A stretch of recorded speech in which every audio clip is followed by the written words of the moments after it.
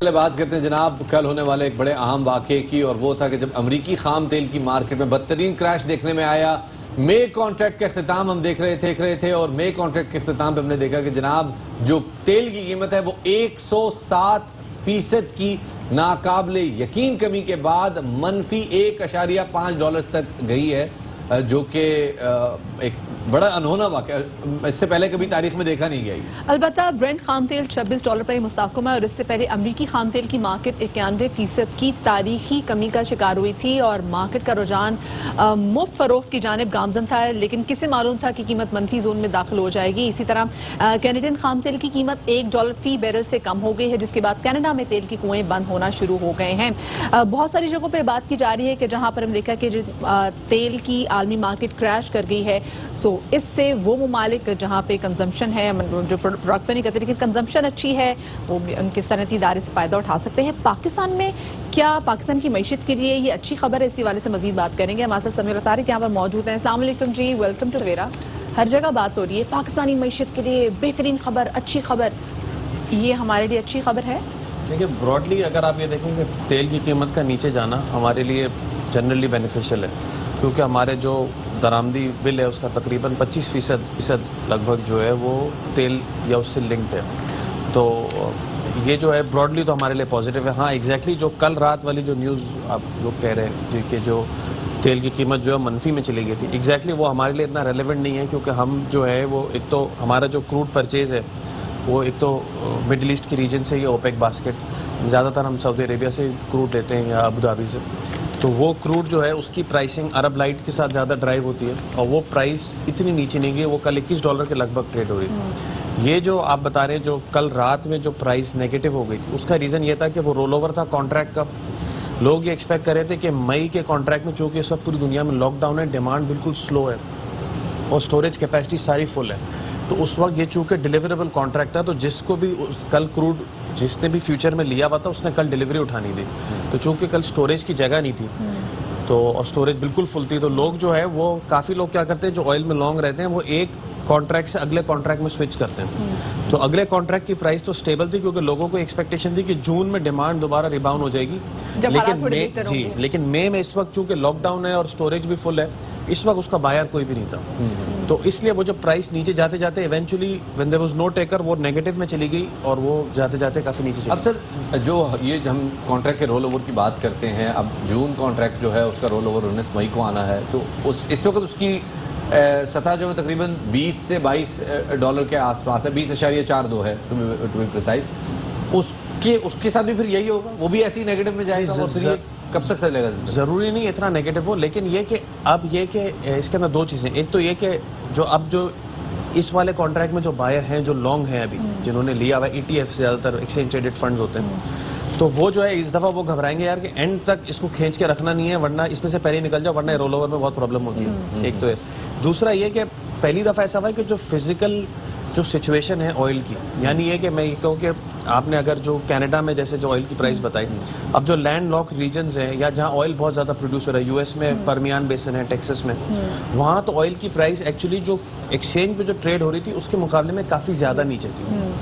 اسی طرح ہم پاکستان جو گیسولین امپورٹ کرتا ہے اس کے جو کوٹس آ رہے ہیں اگر آپ وہ دیکھیں تو وہ عرب لائٹ کے مقابلے میں کافی زیادہ نیچے مل رہے تھے، حالانکہ عام طور سے یہ اس سے اوپر ہوتے ہیں. اس کا مطلب یہ کہ جو فزیکلی آئل کی ڈیمانڈ جو ہے وہ ایکسچینج پہ جو پرائس آ رہی ہے اس کے مقابلے میں زیادہ ویک. ایک بات مجھے بتائیے گا، جو ہمارے پاس جو ڈیفرڈ پیمنٹ کا ہمارے پاس ایک سہولت موجود ہے، کیا اس کا اس سے کوئی بھی لنک بنتا ہے؟ کیونکہ اگر ہم دیکھتے ہیں کہ تیل کی قیمت جو ہے وہ کریش کر جاتی ہے اور برنٹ کی قیمت بھی اس کے حساب سے ایڈجسٹ ہوتی ہے، تو ڈیفرڈ پیمنٹ میں ہمیں کچھ ایسی چیز مل سکتی ہے کہ ہم اس کو یوٹیلائز کر سکیں بیفور؟ نہیں، ایسا ہے کہ جو ہمیں ڈیفرڈ کی فیسلٹی ملی تھی اس کو ہمیں سال کی $3 ارب کی فیسلٹی ملی تھی، ہم نے اس کو ابھی تک $500 ملین سے زیادہ یوز ہی نہیں کیا ہے. صحیح. اس کا ریزن یہ کہ اس کے جو کانٹریکچوئل جو ٹرمز اینڈ کنڈیشنز تھیں وہ ایسی تھی کہ ہم پہلے 10 دن کے جو کارگوز آئیں گے وہ جو ہے وہ کمرشل ہوں گے، پھر 10 سے 30 تاریخ جو کارگو آئیں گے وہ ہمارے پاس وہ ڈیفرڈ پیمنٹ والے ہوں گے. پھر پاکستان کی کروڈ کی پرچیز کافی نیچے چلی گئی تھی آلریڈی، بیکاز ہماری ریفائنریز میں پرابلم چل رہے تھے، تو ہم نے اس کو اتنا زیادہ یوز نہیں کیا. ہاں لیکن اس کے اندر جو میکینزم تھا اس وقت چونکہ پرائس اوپر تھی تو ہم نے پرائس لاک نہیں کی تھی، اور ہم نے خالی یہ بولا تھا کہ ہم جو بھی پرائس پہ لیں گے جو اس وقت پریویلنگ پرائس ہوگی اور پیمنٹ ہم ڈیفر کریں گے اگلے سال تک. تو وہ ہم نے یوز ہی نہیں کی. لیکن یہ کہ اس میں پرائس فکسنگ کا میکینزم نہیں ہے. اب پرائس فکسنگ ہم نے ایک دفعہ پہلے LNG میں کی تھی تو ہم ایسا لگ رہا تھا پھر اوپر کر لیے. اب پاکستان جو آپ کہہ رہے ہیں اس طرح کے ہم میکینزم ٹرائی کر رہے ہیں LNG کے اندر کہ کسی طرح اگلے 3 سال تک کارگوز کی پرائس فکس کر لیں. لیکن اس وقت LNG کو $1.25 کے آس پاس ہے. کوئی اتنا بڑا پرائس نہیں ہے کہ جس کے اوپر امپورٹ بل پہ کوئی اتنا بڑا فرق پڑے. ہاں LNG کی پرائس اس وقت جو ہے اگر آپ یوں دیکھیں کہ ہم نے تو $10, $11, $12 MMBTU میں بھی امپورٹ کی LNG $15 تک بھی کی. اس وقت اسپاٹ پہ پرائس تو $2 کے لگ بھگ آ گئی.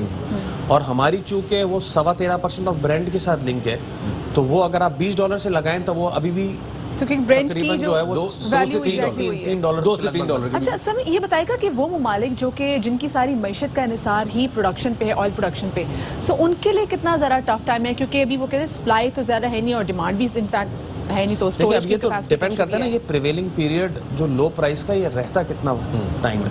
ابھی اس طرح اگر میں یہ کہوں کہ ہمارے لیے بینیفیشیل ہے لیکن ہمارے لیے بینیفیشیل اس وقت ہے اگر ہم یہ لو پرائس کروڈ یا آئل استعمال کر سکیں. اب یہ کہ اس میں تو جیت یہ کہ جو کنٹری پہلے اس وائرس سے نکل جائے اور اپنی اکانومی کو کھول سکے تو ہی وہ اس کو استعمال کر سکے گا اور فائدہ ہے. ورنہ تو یہ میں بند رہے گا اگر تو نہ کنزیومنگ نیشن کے لیے فائدہ نہ پروڈیوسنگ نیشن کے لیے فائدہ.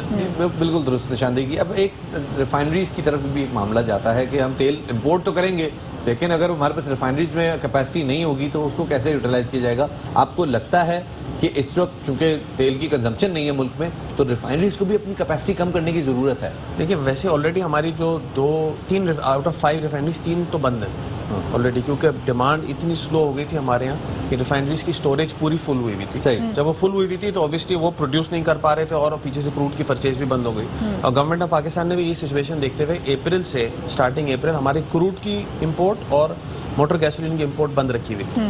تو اب جو ہے وہ جیسے ہی اگر ڈیمانڈ ہمارے یہاں تھوڑی پک اپ ہوگی, اب جیسے لاک ڈاؤن تھوڑا ایز ہو رہا ہے تو میرا خیال ہے کہ ایگریکلچر سیکٹر میں ڈیزل وغیرہ کی ڈیمانڈ جلدی آ جائے گی. تو پھر مجھے لگتا ہے آہستہ آہستہ ریفائنریز جو ہے وہ آپریشنل ہونا اسٹارٹ ہوں گی. لیکن اس کا ایک اور امپیکٹ یہ ہے کہ جب تک پرائس مطلب یہ کہ جب تک آپ کی کنزمپشن ٹھیک سے نہیں ہوگی اور آپ امپورٹ کرنا فریکوینٹلی شروع نہیں کریں گے جب تک لوور پرائس کا امپیکٹ کنزیومر کو بھی پوری طرح ملے گا نہیں. صحیح. یہ بھی ایک اس میں بہت بہت شکریہ جی. سمیع اللہ طارق صاحب ہمارے ساتھ اس حوالے سے ہمیں آگاہی دے رہے تھے کہ جو آئل پرائسز آئی ہیں اس میں ہمیں زیادہ خوش ہونے کی ضرورت نہیں ہے پر بڑے اچھے بڑے مہذب الفاظ میں انہوں نے بتایا کہ جی آپ لوگ ایسی ایکسائٹیڈ ہو رہے ہیں, کوئی ٹینشن کی بات نہیں ہے. وہ بیچارے ان لوگوں کا مسئلہ ہے, ان کے گودام زیرو ہیں, آپ لوگ اپنا کام کرتے ہیں. ان کی سٹوریج نہیں ہے. خیر بھی صبح میں دیکھتے ڈونلڈ ٹرمپ صاحب کا بھی بیان آ رہا تھا کہ جی ہم یہ سب سے بہترین ٹائم ہے کہ اس ٹائم میں جو ہم اپنی سٹوریج کیپیسٹی ہے ہم اس کو بڑھائیں گے اور یہ جو ہم ذخائر ہیں وہ تیل کے حوالے سے وہ اپنے بڑھائیں گے تو ہم اس وقت کا فائدہ اٹھائیں گے. تو ڈونلڈ ٹرمپ صاحب صبح اس حوالے سے بھی کہہ رہے تھے. اچھا خیر کیونکہ ہم نے دیکھا کہ دنیا جہان میں جو اکانومی ہے وہ سفر کر رہی ہے اس وقت کرونا وائرس کی وجہ سے. ہر چیز کو لپیٹ میں لیا ہوا ہے کرونا وائرس میں.